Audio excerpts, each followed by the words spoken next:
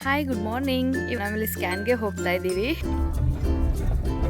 ಸ್ಕ್ಯಾನ್ಗೆ ಹೋದಾಗ ಮಗು ಮಲಗಿಬಿಟ್ಟಿತ್ತು. ಪ್ರೆಸೆಂಟ್ಮೆಂಟಲ್ಲಿ ಎದ್ದೆ ಕೂತ್ಬಿಟ್ಟಿದೆ ನಾನು. ಡಾಕ್ಟರ್ ಅಯ್ಯೋ ಅಯ್ಯೋ ಮಲಗಬೇಕು ಈಗೆಲ್ಲ ಎದ್ದೇಳಬಾರ್ದು ಅಂತ.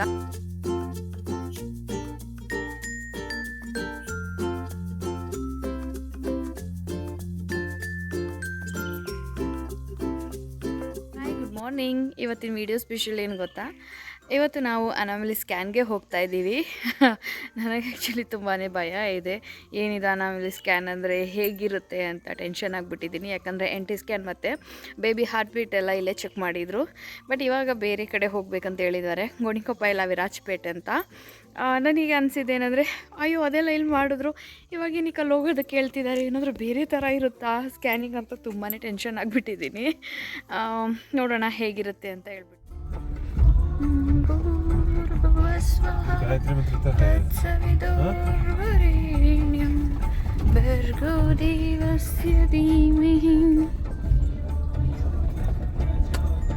ಹಲೋ, ಓಡಿಸ್ರಿ ಗಾಡಿ.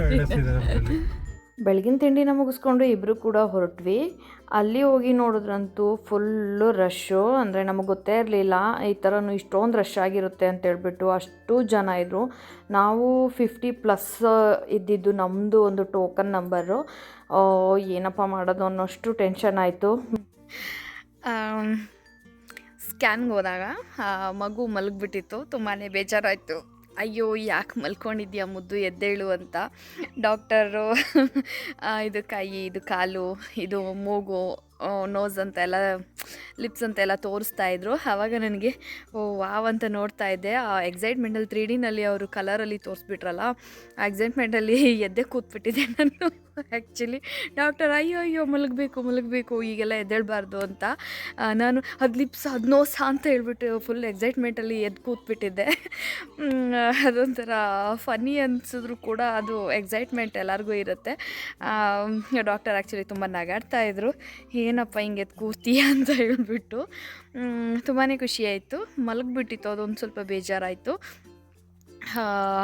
ಆಮೇಲೆ ಅದು ಕೈನ ಇದ್ರ ಮೇಲೆ ನಾನು ಫೋಟೋಸ್ ತೋರಿಸ್ತೀನಿ ನಿಮಗೆ. ಕಣ್ಮೇಲೆ ಬೆರಳೆಲ್ಲ ಹಾಕಿ ಕೈ ಮುಚ್ಕೊಂಡು ಮಲ್ಕೊಂಬಿಟ್ಟಿತ್ತು. ಎದ್ದು ಆಟಾಡ್ತಾ ಇದ್ದಿದ್ರೆ ಮೂಮೆಂಟ್ಸ್ ಎಲ್ಲ ಚೆನ್ನಾಗಿ ಗೊತ್ತಾಗ್ತಾಯಿತ್ತು. ಅದೊಂದು ಮಿಸ್ ಆಯಿತು. ಅಷ್ಟು ಬಿಟ್ಟರೆ ಎವ್ರಿಥಿಂಗ್ ಇಸ್ ಫೈನ್ ಅಂತ ಹೇಳಿದ್ರು. ಅದಂತೂ ತುಂಬಾ ಖುಷಿಯಾಯಿತು. ಯಾವಾಗ ಸ್ಕ್ಯಾನಿಂಗ್ ಅಂತ ಹೋಗಿದ್ರು ಕೂಡ ಎಲ್ಲ ಟೈಮಲ್ಲೂ ಕೂಡ ಸೂಪರ್ ಅಂತಲೇ ಹೇಳಿದ್ದಾರೆ. ಸೊ ಅದಕ್ಕೆ ಸ್ವಲ್ಪ ಸಮಾಧಾನ ಇದೆ ಮನಸ್ಸಲ್ಲಿ. ಆ್ಯಂಡ್ ನನ್ನನ್ನು ನಾನು ನೋಡ್ಕೊಂಡಿದ್ರೆ ತುಂಬಾ ಭಯ ಆಗ್ತಿದೆ, ಎಷ್ಟು ನಾನು ವೆಯ್ಟ್ ಗೇನ್ ಆಗಿದ್ದೀನಿ ಅಂತ. ಆ್ಯಕ್ಚುಲಿ ಕಂಪ್ಲೀಟ್ಲಿ ಚೇಂಜಸ್ ಆಗಿಬಿಟ್ಟಿದ್ದೀನಿ ಅಂತ ಅನಿಸುತ್ತೆ. ಫೈನಲಿ ನನ್ನ ರಿಪೋರ್ಟ್ ಇದು ನೋಡ್ತಾ ಇದ್ದೀರಲ್ವಾ, ಈ ರೀತಿ ಇದೆ. ಆ್ಯಂಡ್ ಅಲ್ಲಿ ಮೇಲೆ ನೋಡ್ತಾ ಇದ್ದೀರಲ್ಲ, ಅದು ಬೆರಳುಗಳು ಕೈ ಫೋಲ್ಡ್ ಮಾಡಿ ಕಣ್ಣು ಮೇಲೆ ಇಟ್ಕೊಂಡಿರೋದು. ಆ್ಯಂಡ್ ಅದು ಇರೋದು ಚೋಟ ಮೂಗು. ನನಗೆ ಅಲ್ಲಿ ಡೈರೆಕ್ಟಾಗಿ ತೋರಿಸಿದಾಗ ಈ ಥರ ಇರಲಿಲ್ಲ. ನಿಜವಾಗ್ಲೂ ತುಂಬಾ ಕ್ಯೂಟಾಗಿತ್ತು. ತುಂಬಾ ಖುಷಿಯಾಯಿತು. ಇದೇ ನನ್ನ ಅನಾಮಲಿ ಸ್ಕ್ಯಾನ್ನ ರಿಪೋರ್ಟ್ ಆಗಿತ್ತು. ಅಫ್ಕೋರ್ಸ್ ಈ ಥರ ಏನೋ ಒಂದು ಸ್ಕ್ಯಾನಿಂಗ್ ಅಂತ ಎಲ್ಲ ಇದ್ದಾಗ ಒಳ್ಳೆ ಭರ್ಜರಿ ಊಟನ ಹೊರಗಡೆ ತಿಂದ್ಬಿಟ್ಟು ಬರೋದಂತೂ ಇದ್ದಿದ್ದೇನೆ. ಒಂದೊಂದು ಸಲ ಇಷ್ಟ ಆಗುತ್ತೆ, ಒಂದೊಂದು ಸಲ ಇಷ್ಟ ಆಗಲ್ಲ. ಬಟ್ ಇವತ್ತು ಅಲ್ಲೇ ಒಂದು ಒಳ್ಳೆ ಹೋಟೆಲ್ಗೆ ಹೋದ್ವಿ ಗೋಣಿಕೊಪ್ಪದಲ್ಲಿ. ತುಂಬಾ ಚೆನ್ನಾಗಿತ್ತು.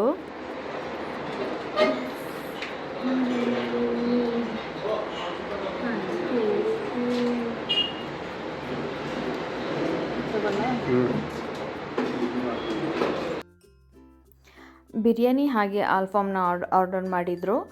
ತುಂಬಾ ಚೆನ್ನಾಗಿತ್ತು ಆ್ಯಕ್ಚುಲಿ ಹೇಳ್ಬೇಕಂದ್ರೆ. ಹೇಗೆ ಅಂದರೆ ಮನೆಯಲ್ಲಿ ನಾವು ಮಾಡ್ಕೊಳ್ಳೋ ಥರನೇ ಇತ್ತು. ಒಂಥರ ಡಿಫ್ರೆಂಟ್. ನಂಗೆ ಬಿರಿಯಾನಿ ಜೊತೆ ಹಪ್ಳ ಕೊಟ್ಟಿದ್ದಂತೂ ಒಂಥರ ವಿಚಿತ್ರ ಅನ್ನಿಸ್ತು, ಎಲ್ಲಿ ಕೊಡ್ತಾರೆ ಈ ಥರ ಅಂತ. ಬಟ್ ಇಲ್ಲಿ ಕೇರಳ ಹೋಟೆಲ್ಸ್ ಈ ಥರ ಎಲ್ಲ ಇದ್ದರೆ ಬಿರಿಯಾನಿ ಜೊತೆ ಹಪ್ಳನೂ ಕೂಡ ಕೊಡ್ತಾರಂತೆ.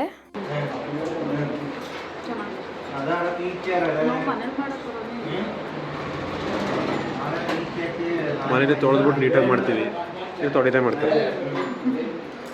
ಹಾಗೆ ಸ್ಕ್ಯಾನಿಂಗ್ ಎಲ್ಲ ಮುಗಿಸ್ಕೊಂಡು ಮನೆಗೆ ಸ್ವಲ್ಪ ಫ್ರೂಟ್ಸ್ ಎಲ್ಲ ಬೇಕಿತ್ತು. ಅಲ್ಲೇ ರಿಲಯನ್ಸ್ ಮಾಡಿದ್ದಿದ್ದರಿಂದ ಅಲ್ಲೇ ಹೋಗ್ಬಿಟ್ಟು ಫ್ರೂಟ್ಸು ಮತ್ತು ಒಂದಷ್ಟು ಸ್ವಲ್ಪ ಮಟ್ಟಿಗೆ ಗ್ರಾಸರೀಸ್ ಬೇಕಿತ್ತು. ಅದನ್ನು ಕೂಡ ಪರ್ಚೇಸ್ ಮಾಡಿಕೊಂಡು ಹಾಗೆ ನನಗೆ ತುಂಬ ದಿನದಿಂದ ಆಸೆ ಆಗ್ತಾಯಿತ್ತು ಕೀಮಾನ ತಿನ್ನಬೇಕು ಅಂತ ಹೇಳ್ಬಿಟ್ಟು, ಮಟನ್ ಕೀಮಾನ. ಹಾಗೆ ಮಟನ್ ಕೂಡ ತಗೊಂಡು ಮನೆಯಲ್ಲಿ ಮಟನ್ ಕೀಮಾನ ರೆಡಿ ಮಾಡ್ತಾ ಇದ್ದೀನಿ. ಅದಕ್ಕೆ ಬೇಕಾಗಿರೋವಂಥ ಐಟಮ್ಸ್ ಈರುಳ್ಳಿ, ಕೊತ್ತಂಬರಿ ಸೊಪ್ಪು, ಸ್ವಲ್ಪ ಪುದೀನ, ಟೊಮೆಟೊ, ಶುಂಠಿ, ಬೆಳ್ಳುಳ್ಳಿ, ಒಂದು ಮೆಣಸಿನ್ಕಾಯಿ. ಇದಿಷ್ಟನ್ನು ಕೂಡ ನಾನು ಇವಾಗ ಒಂದು ಬಾಣಲಿಯಲ್ಲಿ ಫ್ರೈ ಮಾಡ್ಕೊಳ್ಳೋದಕ್ಕೆ ಅಂದ್ಬಿಟ್ಟು ರೆಡಿ ಮಾಡ್ಕೊಂಡಿದ್ದೀನಿ. ಅದಕ್ಕೆ ಸ್ವಲ್ಪ ಆಯಿಲ್ನ ಹಾಕ್ಕೊತಾ ಇದ್ದೀನಿ. ಎಣ್ಣೆ ಸ್ವಲ್ಪ ಕಾದ್ಮೇಲೆ ಇದಕ್ಕೆ ಹೆಚ್ಚಿಟ್ಕೊಂಡಿದ್ದಂತಹ ಈರುಳ್ಳಿ ಮತ್ತು ಶುಂಠಿ, ಬೆಳ್ಳುಳ್ಳಿ, ಹಾಗೆ ಒಂದು ಮೆಣಸಿನ್ಕಾಯಿ ಏನು ಇಟ್ಕೊಂಡಿದೆ ಅದನ್ನು ಕೂಡ ಹಾಕಿಬಿಟ್ಟು ಚೆನ್ನಾಗಿ ಸ್ವಲ್ಪ ರೋಸ್ಟ್ ಮಾಡ್ಕೊಳ್ತಾ ಇದ್ದೀನಿ. ಈರುಳ್ಳಿ ಸ್ವಲ್ಪ ಬಾಡಿದ ಮೇಲೆ ಟೊಮೆಟೊನ ಹಾಕ್ಕೊಂಡೆ. ಆ್ಯಕ್ಚುಲಿ ಟೊಮೆಟೊನ ಲಾಸ್ಟಲ್ಲಿ ಹಾಕ್ಕೊಳ್ಬೇಕಿತ್ತು, ಮರ್ತ್ಕೊಂಡು ಹಾಕಿಬಿಟ್ಟೆ. ಅದಕ್ಕೂ ಮುಂಚೆ ನಾನು ಹಾಕಬೇಕಾಗಿದ್ದು ಚಕ್ಕೆ, ಲವಂಗ, ಸ್ವಲ್ಪ ಮೆಣಸು, ಹಾಗೆ ಸೋಂಪು ಮತ್ತು ಸ್ವಲ್ಪ 1 ಸ್ಪೂನಷ್ಟು ಗಸಗಸೆಯನ್ನು ಹಾಕ್ಕೊಂಡು ರೋಸ್ಟ್ ಮಾಡ್ಕೊಳ್ಬೇಕಿತ್ತು. ಮರ್ತ್ಕೊಂಡಿದ್ರಿಂದ ಸೈಡಲ್ಲಿ ಹಾಗೇ ಹಾಕ್ಕೊಂಡು ರೋಸ್ಟ್ ಮಾಡಿಕೊಂಡೆ. ಹಾಗೆ ಒಂದು ಜಾರ್ಗೆ ತೆಂಗಿನಕಾಯಿನ ತೊಗೊಂಡಿದ್ದೀನಿ. ನಾವಿಬ್ಬರೇ ಆಗಿರೋದ್ರಿಂದ ತುಂಬಾ ಸಾಂಬಾರದ ಅವಶ್ಯಕತೆ ಇಲ್ಲ. ಹಾಗಾಗಿ ಸ್ವಲ್ಪ ತೆಂಗಿನಕಾಯಿ, ಹಾಗೆಯೇ ಪುದೀನ, ಕೊತ್ತಂಬರಿ ಸೊಪ್ಪು, ಹಾಗೆ 1.5 ಸ್ಪೂನಷ್ಟು ಅಚ್ಕಾರದ ಪುಡಿ, ಹಾಗೆಯೇ 1/4 ಸ್ಪೂನಷ್ಟು ಧನಿಯಾ ಪೌಡರ್ನ ಹಾಕ್ಕೊಂಡು ಏನು ನಾನು ರೋಸ್ಟ್ ಮಾಡ್ಕೊಂಡಿದ್ದೆ ಆ ಒಂದು ಮಸಾಲೆಯನ್ನು ಕೂಡ ಕಾಯಿ ಜೊತೆಗೇ ಹಾಕ್ಕೊಂಡು ನುಣ್ಣಗೆ ಪೇಸ್ಟ್ ಮಾಡ್ಕೊಳ್ತಾ ಇದ್ದೀನಿ. ಒಂದು ಕುಕ್ಕರ್ಗೆ ಸ್ವಲ್ಪ ಎಣ್ಣೆನ ಹಾಕ್ಕೊಂಡು ಹಾಗೆಯೇ ಮೊದಲೇ ಕಟ್ ಮಾಡ್ಕೊಂಡಿದ್ದು ಈರುಳ್ಳಿಯಲ್ಲೇ ಸ್ವಲ್ಪ ಈರುಳ್ಳಿಯನ್ನು ಸಣ್ಣದಾಗಿ ಚಾಪ್ ಮಾಡಿ ಇಟ್ಕೊಂಡಿದ್ದೆ. ಅದನ್ನು ಹಾಕ್ಬಿಟ್ಟು ಸ್ವಲ್ಪ ಬಾಡಿಸ್ಕೊಂಡು ಅದಕ್ಕೇ ಒಂದು 1/4 kg ಮಟನ್ ಹಾಕಿ ಅರಿಶಿನ ಮತ್ತು ಸ್ವಲ್ಪ ಉಪ್ಪನ್ನ ಹಾಕಿಬಿಟ್ಟು 1-2 ನಿಮಿಷ ಡ್ರೈ ಆಗಿ ಬೇಯಿಸಿಬಿಟ್ಟು, ಅದಾದಮೇಲೆ ನಾನು ಸ್ವಲ್ಪ ನೀರನ್ನ ಹಾಕಿಬಿಟ್ಟು ವಿಷಲ್ಗೆ ಅಂತ ಅಂದ್ಬಿಟ್ಟು ವಿಷಲ್ ಕೂಗೋದಕ್ಕೆ ಅಂದ್ಬಿಟ್ಟು ಇಟ್ಟೆ. ಹಾಗೆಯೇ ಈ ಕಡೆ ಮಸಾಲೆಯನ್ನು ಕೂಡ ರುಬ್ಕೊಂಡೆ. ನೆಕ್ಸ್ಟ್ ಒಂದು ಬೌಲ್ಗೆ ಕಟ್ ಮಾಡಿಸ್ಕೊಂಡು ಬಂದಿರೋಂತಹ ಕೀಮಾನ ಹಾಕ್ಕೊಂಡು ಅದಕ್ಕೆ 1 ಸ್ಪೂನಷ್ಟು ಶುಂಠಿ ಬೆಳ್ಳುಳ್ಳಿ ಪೇಸ್ಟು, ಹಾಗೆ ರುಬ್ಕೊಂಡಿದ್ದಂತಹ ಮಸಾಲೆಯನ್ನು ಕೂಡ 2 ಸ್ಪೂನಷ್ಟು ಹಾಕ್ಕೊಳ್ತಾ ಇದ್ದೀನಿ. ಹಾಗೆಯೇ 1/4 ಸ್ಪೂನಷ್ಟು ಕಾಳು ಮೆಣಸಿನ ಪೌಡರು, ಹಾಗೆಯೇ ಸ್ವಲ್ಪ ಗರಂ ಮಸಾಲೆ, ಸ್ವಲ್ಪ ಅರಿಶಿನ ಪೌಡರು, ಹಾಗೆಯೇ ಸಣ್ಣದಾಗಿ ಚಾಪ್ ಮಾಡಿರುವಂತಹ ಈರುಳ್ಳಿಯನ್ನು ಕೂಡ ಆ್ಯಡ್ ಮಾಡಿಕೊಂಡೆ. ಇದಕ್ಕೆ ಸ್ವಲ್ಪ ಕೊತ್ತಂಬರಿ ಸೊಪ್ಪು, 2-2.5 ಸ್ಪೂನಷ್ಟು ಕಡಲೆ ಹಿಟ್ಟು, ಹಾಗೆಯೇ ಕೀಮಾ ಉಂಡೆಗೆ ಮಾತ್ರ ರುಚಿಗೆ ಎಷ್ಟು ಬೇಕೋ ಅಷ್ಟು ಸಾಲ್ಟ್ನ ಹಾಕ್ಕೊಂಡು ಚೆನ್ನಾಗಿ ಮಿಕ್ಸ್ ಮಾಡ್ಕೊಳ್ತಾ ಇದ್ದೀನಿ. ಆಮೇಲೆ ಫ್ಲ್ಯಾಶ್ ಆಯಿತು ಮಿಕ್ಸ್ ಮಾಡುವಾಗ, ಅಯ್ಯೋ ಮನೆಗೆ ತೊಗೊಂಡು ಬಂದು ನಾವು ಕೂಡ ಒಂದು ಸಲ ಮಿಕ್ಸಿಯಲ್ಲಿ ಕೀಮಾನ ರುಬ್ಕೊಳ್ಬೇಕಿತ್ತು ಅಂತ. ಸೊ ಇನ್ನೇನು ಮಾಡೋದು ಅಂತ ಹೇಳಿಬಿಟ್ಟು ಏನು ನಾನು ಮಸಾಲೆ ಎಲ್ಲ ಹಾಕಿತ್ತು ಏನೇನು ಬೇಕು ಹಾಗೆಯೇ ಸ್ವಲ್ಪ ಮೇಲೇ ರುಬ್ಕೊಂಡೆ. ಅದಾದಮೇಲೆ ಈ ರೀತಿ ಸ್ವಲ್ಪ ಸಾಫ್ಟಾಗಿ ಚೆನ್ನಾಗಿ ಬಂತು.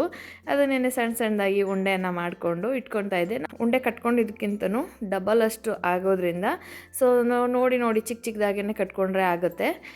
ನಾವಿಬ್ಬರೇ ಇರೋದ್ರಿಂದ ಇಷ್ಟೊಂದು ಕೀಮಾ ಉಂಡೆ ಅವಶ್ಯಕತೆ ಇರಲಿಲ್ಲ. ಆದರೂ ಕೂಡ 1/4 kgಗೆ ಈರುಳ್ಳಿ ಎಲ್ಲ ಹಾಕಿದ್ನಲ್ಲ, ಸೊ ಸ್ವಲ್ಪ ಜಾಸ್ತಿನೇ ಆಗೋಯಿತು. ಈ ಕಡೆ ಮಟನ್ ಕೂಡ ಒಂದು 3 ವಿಷಲಲ್ಲಿ ಬೆಂದಿತ್ತು. ಹಾಗೆ ಬೆಂದಿರೋಂತಹ ಮಟನ್ ಸಾಂಬಾರು ಒಳಗಡೆಗೆ ನಾನಿವಾಗ ಎಲ್ಲ ಕೀಮಾ ಉಂಡೆಗಳನ್ನೂ ಕೂಡ ಹಾಕ್ಕೊಳ್ತಾ ಇದ್ದೀನಿ. ಹಾಕ್ಕೊಂಡು ಇದನ್ನು ಒಂದು 15 ನಿಮಿಷ ಲೋ ಫ್ಲೇಮಲ್ಲೇ ಕುಕ್ ಮಾಡ್ತಾ ಇದ್ದೀನಿ. ಬಿಸಿಯಾದ ಒಳ್ಳೆ ಕೀಮಾ ಸಾಂಬಾರು ರೆಡಿಯಾಗಿದೆ. ಆ್ಯಕ್ಚುಲಿ ಪ್ರೆಗ್ನೆನ್ಸಿಲಿ ಬಯಕೆ ಅಂತ ಮಾಡ್ಕೊಂಡಿರೋಂಥದ್ದು ತುಂಬಾ ಟೇಸ್ಟಿಯಾಗಿ ಚೆನ್ನಾಗಿ ಬಂದಿತ್ತು. ಆ್ಯಂಡ್ ನೋಡ್ತಾ ಇದ್ದೀರಲ್ಲ, ಬೆಂದ ಮೇಲೆ ಈ ರೀತಿ ಬಂದಿದೆ. ಕೆಲವರು ಮೊಟ್ಟೆ ಕೂಡ ಹಾಕ್ಕೊಳ್ತಾರೆ ಅದನ್ನು ಮಿಕ್ಸ್ಚರ್ನ ಮಿಕ್ಸ್ ಮಾಡುವಾಗ, ಬಟ್ ನಾನು ಮೊಟ್ಟೆನ ಆ್ಯಡ್ ಮಾಡಿಲ್ಲ. ಆ್ಯಂಡ್ ಅದಕ್ಕೆ ಬಿಸಿ ಅನ್ನದ ಜೊತೆ ಸ್ವಲ್ಪ ಈರುಳ್ಳಿ ಹಾಗೆ ಕುಕ್ಯುಂಬರ್ನ ಹಾಕ್ಕೊಂಡು ಊಟನ ಮಾಡಿದ್ವಿ. ತುಂಬಾ ಚೆನ್ನಾಗಿತ್ತು. ಆ್ಯಕ್ಚುಲಿ ಮಟನ್ ಕೂಡ ತುಂಬ ಚೆನ್ನಾಗಿತ್ತು. ಮಟನ್ ಚೆನ್ನಾಗಿದ್ದರೆ ಕೀಮಾ ಕೂಡ ತುಂಬಾ ಚೆನ್ನಾಗೇ ಬರುತ್ತೆ. ಅದೇ ಮಟನ್ನೇ ಚೆನ್ನಾಗಿಲ್ಲ ಅಂತ ಹೇಳಿದ್ರೆ ಸಾಂಬಾರು ಕೂಡ ಅಷ್ಟಕ್ಕಷ್ಟರಲ್ಲೇ ಆಗುತ್ತೆ. ಬಟ್ ಈ ಸಲ ಮಟನ್ ತೊಗೊಂಡು ಬಂದಿದ್ದು ಸೆಲೆಕ್ಷನ್ ತುಂಬಾ ಚೆನ್ನಾಗಿತ್ತು. ಹಾಗಾಗಿ ಸಾಂಬಾರು ಕೂಡ ತುಂಬ ಯಮ್ಮಿಯಾಗಿ ಬಂತು.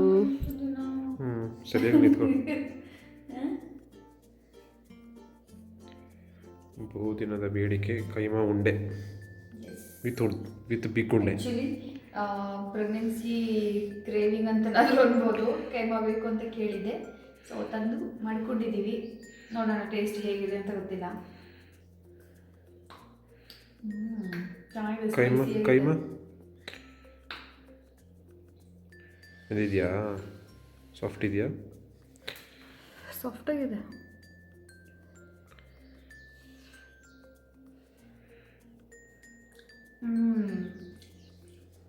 ಚೆನ್ನಾಗಿದೆ, ಸೂಪರಾಗಿ ಬಂದಿದೆ. ಸ್ವಲ್ಪ ಖಾರ ಜಾಸ್ತಿ ಆಗಿದೆ. ನಮಗೆ ಖಾರ ಜಾಸ್ತಿ, ಮಂಜುಗೆ ಸರಿಯಾಗಬಹುದು. ನೀರು ಹಾಕೊಂಡು ಸರಿ ಹೋಯ್ತು. ಇಲ್ಲ ಓಕೆ.